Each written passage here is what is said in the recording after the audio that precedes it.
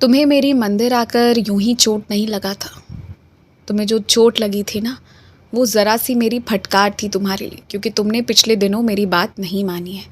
देखो, मैं ये समझता हूँ कि सामने से कोई इंसान अगर आकर तुमसे मदद मांग रहा है, तुमसे कुछ चाह रहा है, तो तुम्हें मदद करना चाहिए। और तुम्हारा हृदय भी ऐसा है कि तुम मदद करने की नीयत रखते हो। लेकिन जब तुम मदद करने जा रहे थे, जब मैंने तुम्हें ये भावना मन में दी थी कि ये इंसान अपना गुस्सा तुम्हारे ऊपर निकाल रहा है सिर्फ इस नाते कि तुमने इसे किसी जगह का पता बताया था, अब उसके काम हुए नहीं हुए, इस चीज़ का गुस्सा वो व्यक्ति तुम पे निकाल कर तुमसे मदद मांग रहा था। वो उसका मदद नहीं था, वो उसका तरीका था अपना गुस्सा निकालने का। और वही चीज़ जो थी, तुमने उस व्यक्ति की समझते हुए भी तुमने उसकी मदद करी जहाँ मैंने मना किया था। इसीलिए ये मेरा थोड़ा गुस्सा था। बाकी ये चोट ऐसी कोई बात नहीं है, ये बिल्कुल ठीक हो जाएगी। आगे से एक बात समझ लो, मुझसे पूछे बगैर एक चीज़ भी किसी के हाथ कुछ नहीं जाना चाहिए। कुछ भी देना है, कुछ भी करना है, तुम मुझसे पूछो।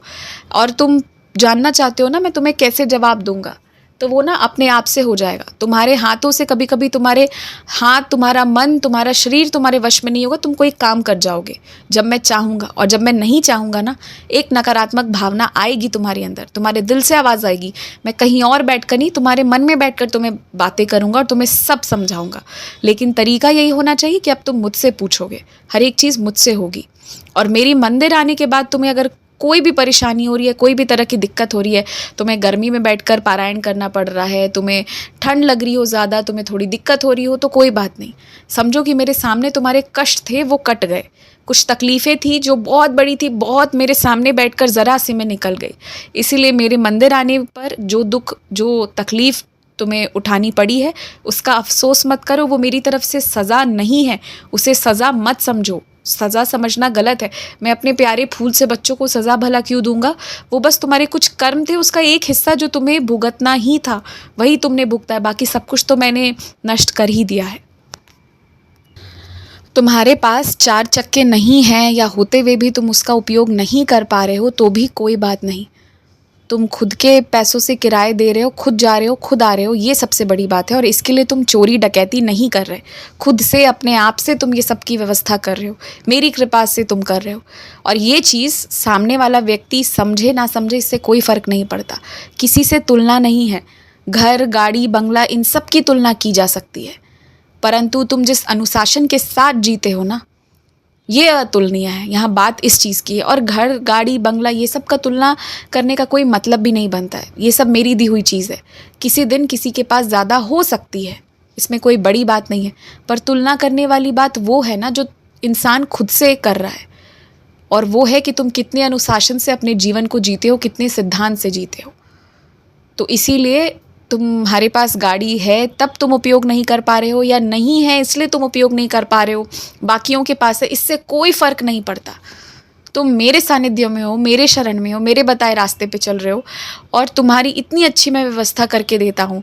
तुम्हें तकलीफ़ नहीं उठानी पड़ती है। सिर्फ ज़रा सी चीज़ें, थोड़ी बहुत जहाँ ज़रूरी है वहाँ पे मैं तुम्हें वैसे छोड़ता हूँ। तो तुम इसके बाद कोई अफसोस मत रखो। कोई देख ले ना देखे, कोई बात बनाए क्या करे, इससे तुम्हें कोई फ़र्क नहीं पड़ना चाहिए। अपने कमरे में ना 3-4 बोतल पानी भरकर रखा करो। किसी की कोई बात मत सुनो, अपने आँखों के सामने बोतल भरकर पानी रखा करो, और दिन भर में उसे धीरे धीरे करके पीते चले जाओ। कोई भी बीमारी, कोई भी दिक्कत आ रही है, कुछ भी लग रहा है तुम्हें, मेरी उदी का उपयोग करो। मेरी उदी तुम्हारा साथ देगी, तुम्हारा मार्गदर्शन करेगी। और पानी की बोतलें भरकर अपने कमरे में रखो। कौन मना कर रहा है, कौन क्या कह रहा है, ये सब मत सुनो। तुम्हें ज़रूरी है पीना इस वक्त पानी, उसमें उदी मिलाओ, या ऐसे भी मेरा नाम लेकर भी रखो, परंतु उसे रखो और दिन भर में अच्छे से पानी पियो। खूब खुश रहो। आज का दिन तुम्हें पूरी तरह अपने ऊपर, अपने शरीर पर, अपने मन पर ध्यान देना है, और पूरी तरह से अपने आप को तरक्की करने में लगवाना है। और किसी चीज़ की चिंता अगर करोगे तो तुम्हारा वो काम खराब हो जाएगा। इसलिए तुम किसी चीज़ को भार समझकर मत करना। तुम्हारे लिए ये चीज़ है कि भार समझा हुआ काम तुम्हारा व्यर्थ हो जाएगा। इसीलिए कोई भी काम को भार समझकर मत करना, खुशी से करना। खूब खुश रहो।